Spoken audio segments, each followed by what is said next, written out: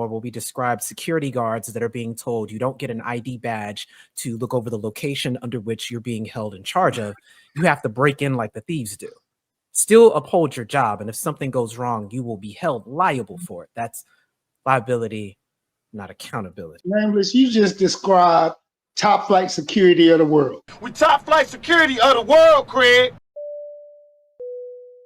So and what I also tell black women, if you're going to go get you an African man from the continent, you're going to have to understand that the way in which you talk to black men in America will not be tolerated over there. Why the fuck is it tolerated? It's not tolerated here. That's what we're trying to tell them. Well, over here, I want to say this to us, though, because we try to act like the way sisters treat us doesn't have a history that we are not at least partly responsible for.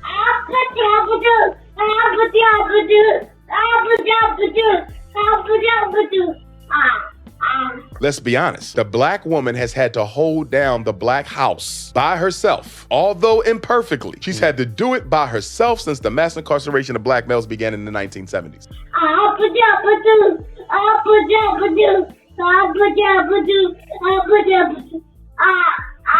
So when a sister says, I don't need a man, because she couldn't find one strong enough to hold her down. Or when you meet a woman and you say, sister, I'm strong enough to be your man. You ain't got to work or you ain't got to pay the bills or whatever. Pull back, I got you. And she can't do it because all the other men before you who disappointed her. Nerd came up to the girl in high school. She was like, no, I don't want you. And then once she became a baby mama, he was a CEO, executive and all that. And she like, hey, you remember me? He said, no, I don't want you. I be feeling like, respectfully, y'all is the grown-up versions of the that got hurt in high school while we was out with the drug dealer. So what I'm saying is, black men, we got to be patient with our women because we created that personality.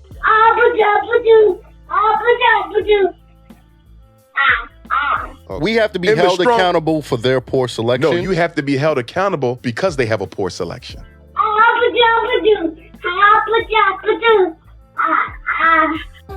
Okay. Get into them.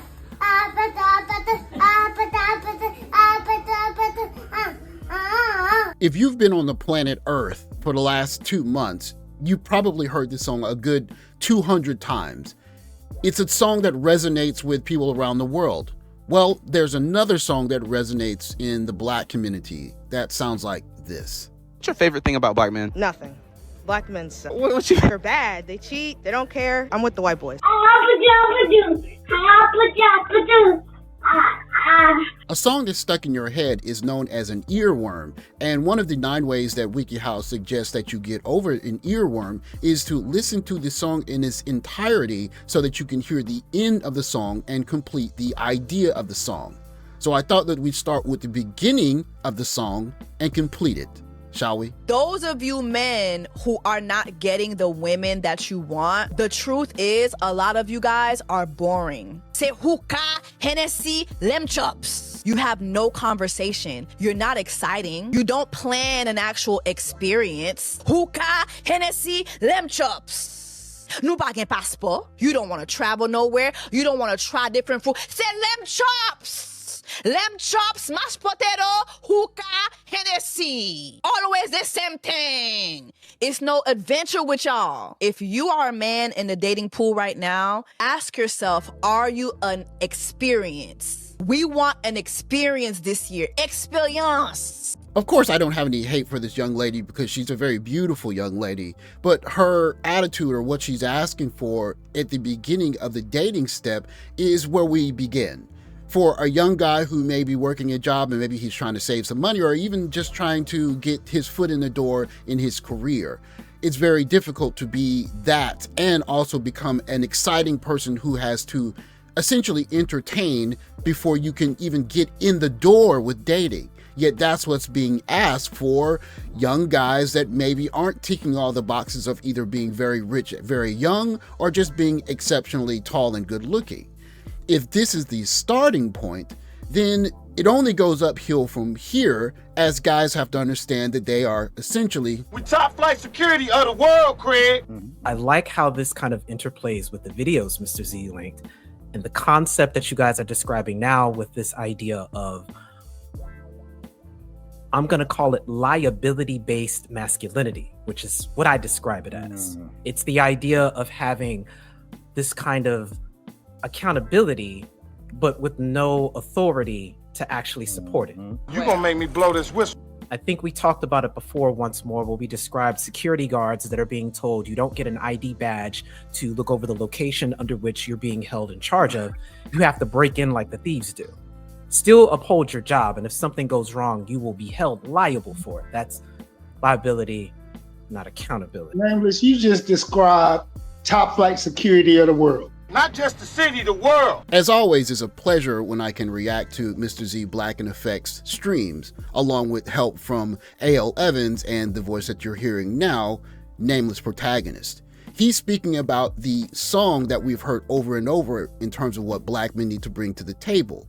You need to bring responsibility without authority. Essentially, be top flight security. The meat of the song that we hear over and over again. And Nameless is going to explain precisely what I'm talking about. And I'll begin.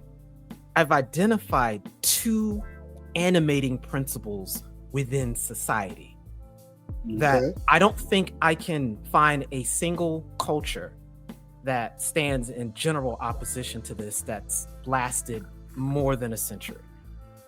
And it's number one, men having a reasonable expectation to family, and women having a reasonable expectation to safety. I think that technology has served as I'm going to call it a disruptor with regards to that. And as the technology gets more and more sophisticated, the potential to interrupt these two baselines appears to be greater and greater. And the culture seems to have less and less time to come up with contingency plans and adapt to these shifts. So much so that in the Industrial Revolution, we've seen an increase in women's reasonable expectation to safety, but it was done at the expense of men's reasonable expectation to family. Yes. And that the overwhelming majority of these conversations we're having now is a matter of imbalance between these two polar axes. And I only want to No deal with guys psychos? that's paying bills. I am a gold digger. I don't care. Oh, her body count has to be low. And it's like, you're never going to, I can't say this enough. You're never going to know unless she decides to tell you the truth.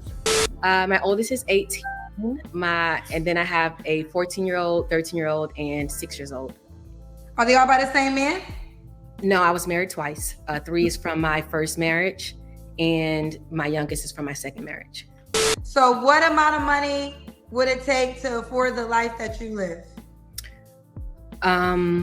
He has to make at least $150K. So if you're making $50,000, don't date. I'm just being for real. You're not ready to date. Again, I'm with you. When You're not ready to date. You're not ready to date because courtship costs. Can't do it because all the other men before you who disappointed her. So what I'm saying is, black men, we got to be patient with our women because we created that personality. We have to be held accountable for their poor selection. No, you have to be held accountable because they have a poor selection. Although I'm making a bit light of the point of top flight security, the point remains. For men that have less and less authority in the family, more and more is being asked of those men, not just in terms of helping around the house and being more egalitarian in household duties, but also performing at a very high level in a dating market where, quite frankly, many young ladies are not saving themselves for marriage. In fact, they're looking at marriage as kind of something that's owed to them, and not just marriage, but marriage to a high-performing man. And essentially, the past that she had before him is none of his business. Now, all of this is just barriers to family building, and you're going to hear Mr. Z elaborate on why it's so difficult to build a family and how things are changing so quickly and how the dating market is just getting much more difficult for average men to adjust to. The conclusion that we came to, it was inspired by you really, was the landscape is changing, the environment is changing so fast that now it's a difference between reaction and response. And what a family does and what a nuclear family does and what relatives do and what a community does is prepare you to be able to respond. But when you don't have these things, all you're doing is reacting. We grew up with women being sugar and spice and everything nice. I'm not saying they were actually that. I'm saying that was the background ethos that this society used to elevate women, right?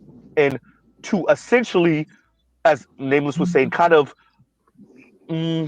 ignore what incentives men need or require to participate in family, community, society, etc.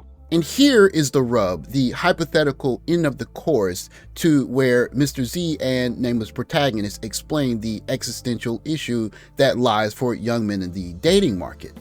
If there are more and more barriers to enter the dating market and the prize when you get in the dating market gets smaller and smaller, then the incentive structure changes. What incentives men need or require to participate in family, community, society, etc. What have human beings decided or observed that can convince men to participate meaningfully within society outside of the promise and the reasonable expectation for family? And in all of my research, I can't find a single instance of anything other than that as the orthodox to which various other unorthodox and exceptions are created around. The Black Kings get divorced, and then what happens? They're like, it. We're moving on. Snow bunnies are going to clean me right up. So the snow bunnies get on top of things, and they mix, and they have this beautiful baby, and the process continues. So I do find that Black Kings often go to Black Queens first, and then they're like, snow bunny time. They'll either divorce them, dump them, and then move on, swiftly move on, and they'll feel all cleansed, you know. Right, anyway, on that note, do you like my nails? They're very Christmassy. It's almost Christmas.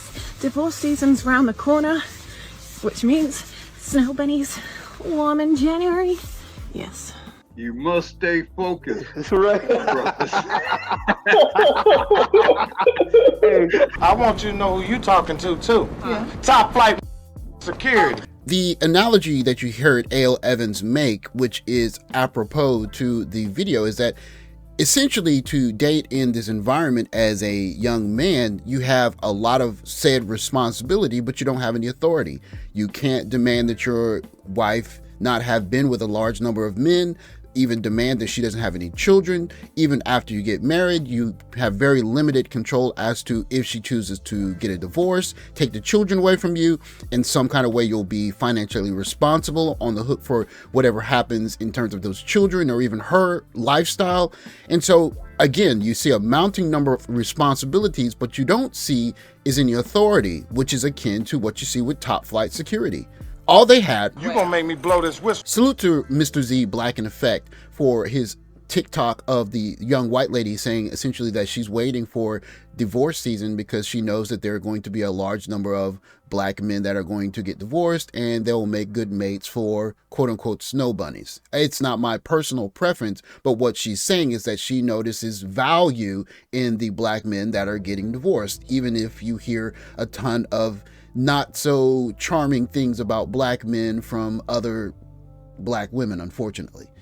And the fallout, or should I say the end of the song, is what you're going to hear with this young lady, in that now that the environment is changing, people's preferences too are changing, because if the barrier is going to be higher, then I have to shop around.